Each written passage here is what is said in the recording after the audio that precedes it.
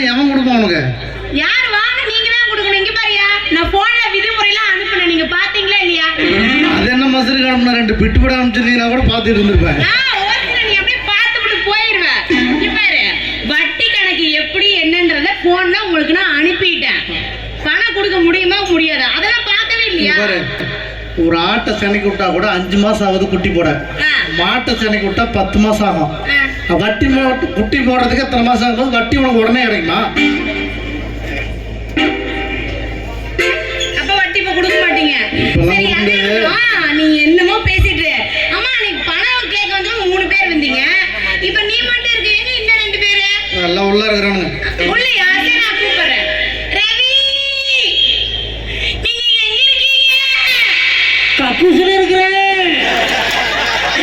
நீங்களாவது தருவீங்களா? இத வாங்கிட்டு போய் நீ என்ன பண்ணுவ?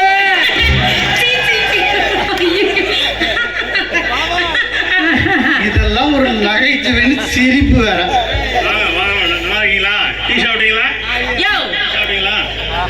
டீ சாப்பிட வேணாம் வந்த கட்டி பணம் எங்கயா?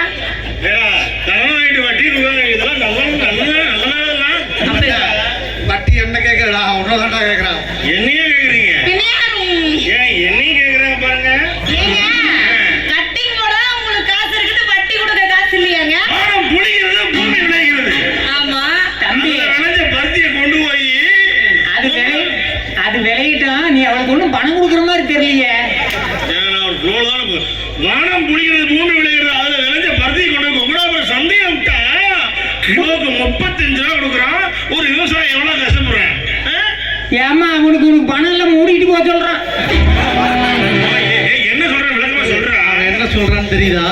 உனக்கு மட்டும் தெரியுதா? விவசாயி கஷ்டப்பட்டு சம்பாதிக்கிறான், நீ மாப்பிள்ளை வச்சு சம்பாதிக்கிறான். மாப்பிள்ளை வச்சா எந்த விளக்கு மாத்தி கட்டையா? யோ இங்க வாயா, வா அரமண்டா வா. மகனே, என்னோட கல்யாணம் இங்க பாரு, அங்க என்ன வெங்காயமா இருக்குது. என்னோட கல்யாணத்துக்கு சேர்த்து வச்ச பணத்தை எல்லாம் தான் கூட்டினா வட்டிக்கு விட்டேன். மரியாதை 3 பேரும் வட்டியை கட்டுங்க, இல்லைன்னா அவனோட எண்ணெய் கட்டி வேலையை முடிங்க. என்ன நான் பாயிண்டா மௌன உனக்கு இருக்குடி.